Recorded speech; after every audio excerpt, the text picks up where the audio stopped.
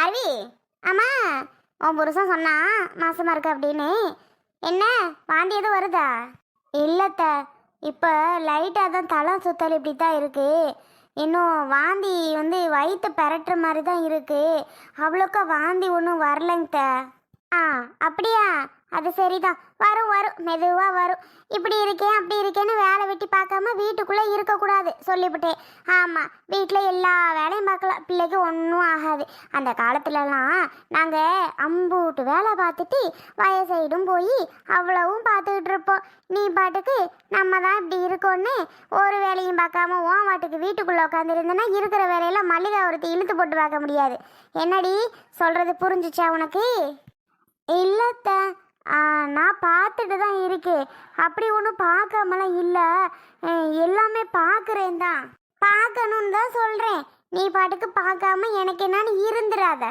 இல்லை, நான் பார்த்துட்டு தான் இருக்கேன். இங்கே பாரு, அப்போல்லாம் நாங்கள் தலையில் ஒரு குடமும் இடுப்பில் ஒரு குடமும் தூக்கிட்டு வருவோம். இப்பெல்லாம் எவ தூக்கிட்டு வர? நீ பாட்டுக்கு ஒரு குடத்தை தூக்கிட்டு போகிற. இந்த மாதிரி 2 குடம்லாம் தூக்கி பழகு. ஆமாம், அப்புறம் நல்ல நிறைய நடை தூக்கி தூக்கி கொண்டு வந்து ஊற்றி எல்லாம் பண்ணு.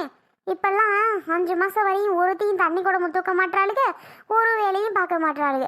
கேட்டால் டாக்டர் அதை பார்க்கக்கூடாது இதை பார்க்கக்கூடாது, ஏன் எந்திரிச்சு கூட நடந்து போகக்கூடாது, எங்கேயும் பெட்டிலே தான் இருக்கணும் அப்படியெல்லாம் சொல்கிறாளுங்க. அந்த காலத்தில் அப்படியா? எந்த டாக்டரை போய் நாங்கள் பார்த்தோம்? ஒரு டாக்டரும் பார்க்கல. நாங்கள் எனக்கு என்னன்னு உள்ளதை சாப்பிட்டுட்டு உள்ள வேலையை பார்த்துக்கிட்டு தான் இருந்தோம். என்னென்ன கூத்தெல்லாம் நடக்குதுப்போ. என்னடி சொல்கிறதெல்லாம் உனக்கு புரிஞ்சிருக்குன்னு தான் நினைக்கிறேன். அதுக்கு மேலே உன் இஷ்டம்ப்பா. இல்லாத்த, அதெல்லாம் நான் எல்லா வேலையும் நான் பாட்டுக்கு பார்த்துக்கிருவேன், ஒரு பிரச்சனையும் இல்லை. இல்லை, ஒரு பேச்சுக்கு சொன்னேன் பாருன்னு. போ போய் தண்ணி தூக்கிட்டு வா. அருவி, என்ன எங்க போற? கையில் குடத்தை வச்சிருக்காளே, எங்கே போகிறான்னு உனக்கு கண்ணு தெரியலையா என்ன? அது தெரியுதுமா. அருவி எதுக்கு தண்ணி எடுக்க போறா? அப்புறம் யார் எடுக்க போகிறது?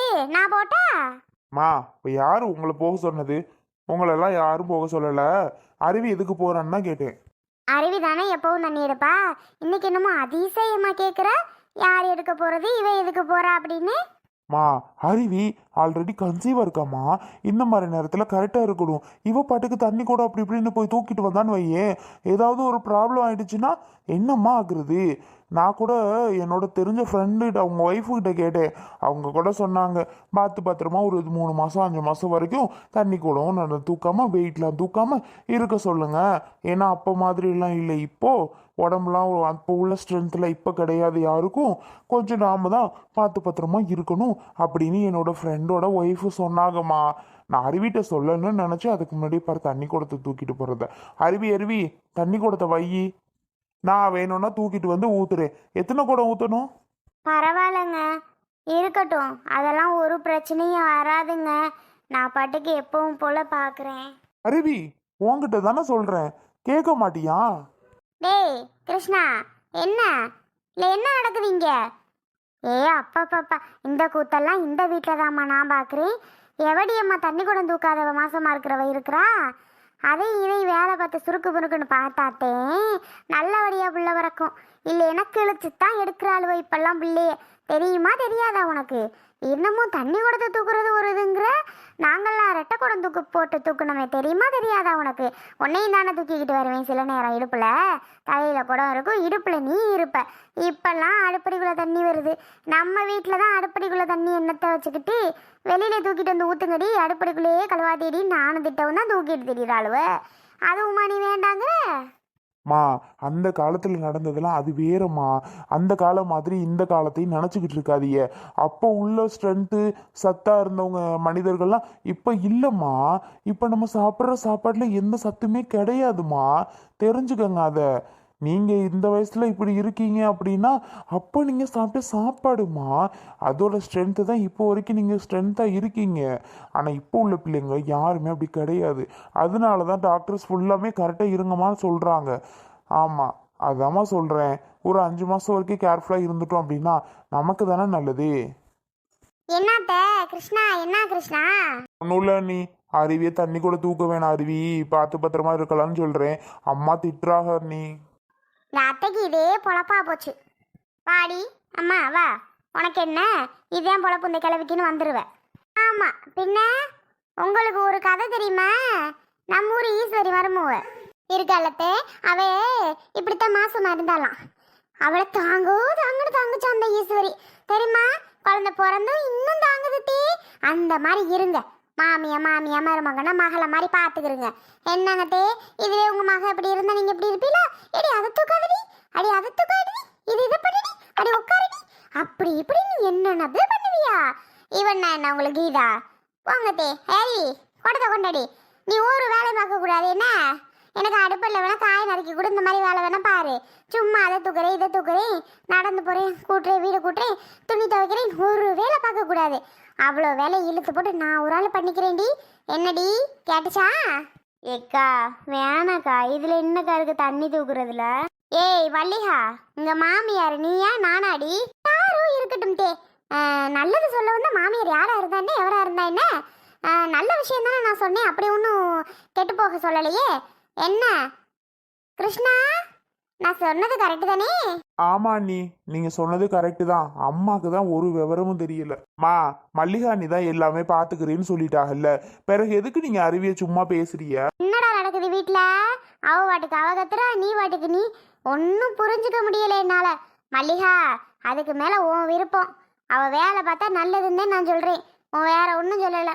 அருவி நீ போ, மல்லிகா நீ தான் எல்லாம் பாத்துக்கிறேன்னு சொல்லிட்டாங்கல்ல. இல்லங்க, என்னதான் இருந்தாலும் என்னதான் இருந்தாலும் நீ போனா போ. நீங்க சொல்லும் போது நான் அப்புறம் என்னங்க பண்றது? சரிங்க நீங்க இப்படி சொல்லுவீங்க பேசுவீங்க நான் நினைச்சே பார்க்கல அண்ணி. ரொம்ப நன்றி அண்ணி. ஏத்தே இங்க பாருங்க, இப்ப நான் பேசிவிட்டு போயிட்டேன். பிறகு என்னை கூப்பிட்டு வச்சு திட்டுற வேலையெல்லாம் வச்சுக்கிறாதிய. நீங்க வேணா ஈஸ்வரி கிட்ட கேட்டு பாருங்க, அவ மருமூளை எப்படி பாத்துக்கிறச்சுன்னு.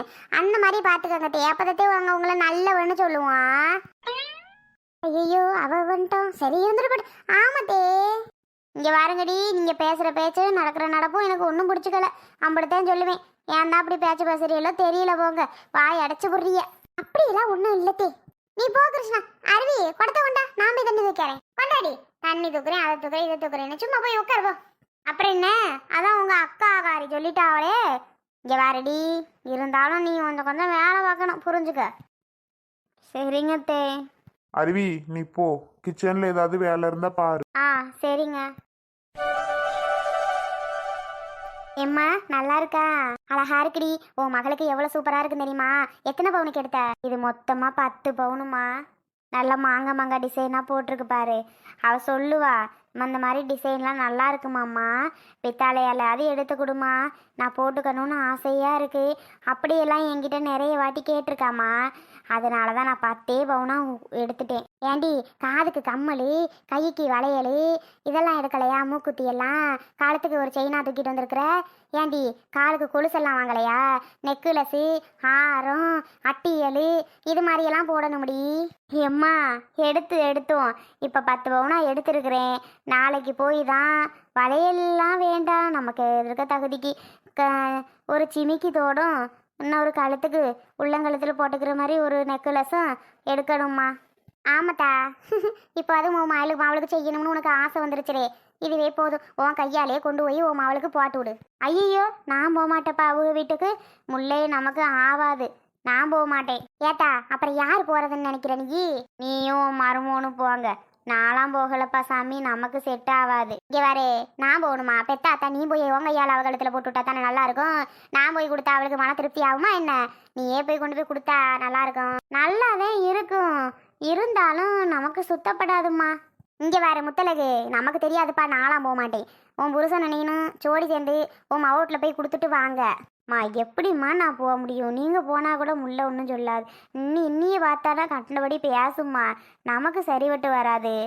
பின்ன எதுக்கு நீ எடுத்த? உன் மாவு வீட்டுக்கு போக முடியாதுன்னு சொல்கிறவ இதெல்லாம் எதுக்கு எடுக்கணும்? இது என்ன கூத்தா இருக்கு? அவளுக்கு போடணும்னு ஆசை, அவகிட்ட நான் பேசுகிறேனோ பேசலையோ, என் ஆத்தா எடுத்து கொடுத்தான்னு அவள் பாட்டுக்கு வச்சுக்கிடுவாள்ல. பாவம் இல்லை, என்னதான் இருந்தாலும் ஊர் உலகம் அவள்கிட்ட எப்படி கேட்க வைக்கும்? ஏன் அவள் மாமியார் உள்ளே கண்டிப்பாக கேட்கும். ஏன்டி உன் வீட்டில் என்னடி கொண்டு வந்தா, ஏதடி கொண்டு வந்தேன்னு கண்டிப்பாக என்னைக்காவது பேசி காமிக்கும்ல. அதுக்காக தாம்மா நான் எடுத்தேன். அவள் நல்லா இருக்கணுமா. அவளை 4 பேர் என்ன கொண்டு வந்தா ஏது கொண்டு வந்தான்னு கேட்கக்கூடாதுமா எனக்கு.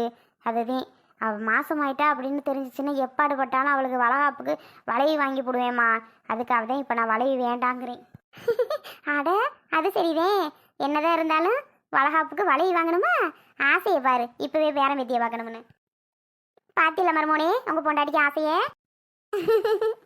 ஆமாத்த, பெரிய ஆசை தான் உங்க மவளுக்கு. ஆமா, அவர்கிட்ட போய் சொல்லிக்கிட்டு இருக்க. எங்க மருமோனே உங்ககிட்ட நல்லா பேசுறல இவ. யாத்த பேசுந்தான், ஆனா முன்ன மாதிரி பேசலத்த. இன்னும் ஏண்டி மருமோ கிட்ட பேசலையா? பேசுவேன் தாம்மா. பேசுந்தாத்தே. நான்லாம் போய் கொடுக்க மாட்டேன் உன் மாவட்ல. நீ கொண்டு போய் கொடுத்தா கொடு, உன் புருஷன் நீனு போய் கொடுங்கடி. அவ எவ்வளவு சந்தோஷப்படுவா, அதுக்கு தானே நான் சொல்றேன். பாப்போம் பாப்போம், இல்லையப்பா அது வர சொல்லி அது கையில கொடுப்போம்மா. நான் இங்க போறதுக்கு எனக்கு விருப்பம் இல்லை. நாச்சியம்மைக்கு தெரிஞ்சிச்சுன்னா போச்சு. அது சரிதான், அவளே ஒரு இத்து போனவ. அவளுக்கு தெரிஞ்சிச்சுன்னா அவள் ஊரு பூரா தப்படிப்பா. வேண்டாம் வேண்டாம், இரு உன் மவள்கிட்ட கேட்டுக்கிட்டு வீட்டுக்கு வர சொன்னா அப்படின்னா போய் கொடுப்போம். இல்லை அவங்க வாரா அப்படின்னா இங்கே வர சொல்லி கொடுப்போம். எப்படி தோதா அப்படி பண்ணிக்கிடுவோம். ஆனால் நல்லா இருக்குடி, யாரும் உன் மவளுக்கு பொருத்தமா அவ்வளோ அழகா இருக்கும். அதுக்கு தாம்மா நான் இந்த மாடலில் எடுத்தேன். அவளுக்கு நல்லா இருக்கும், அவள் போட்டுக்கிட்டான்னா அப்படி அற்புதமாக இருக்கும்னு. ஹாய் நண்பர்களே, நம்ம வீடியோ உங்கள் எல்லாருக்கும் பிடிக்கும்னு நினைக்கிறோம். பிடிச்சிருந்துச்சி அப்படின்னா நம்ம வீடியோவுக்கு சப்ஸ்கிரைப் பண்ணிடுங்க. நம்ம சேனலுக்கு நம்ம வீடியோவுக்கு லைக் பண்ணி நம்ம வீடியோலாம் ஷேர் பண்ணுங்கள், எல்லாருக்கும் அனுப்புங்க. நம்ம வீடியோவுக்கு கமெண்ட் பண்ண மறந்துடாதீங்க. வணக்கம் உறவுகளே, நன்றி உறவுகளே.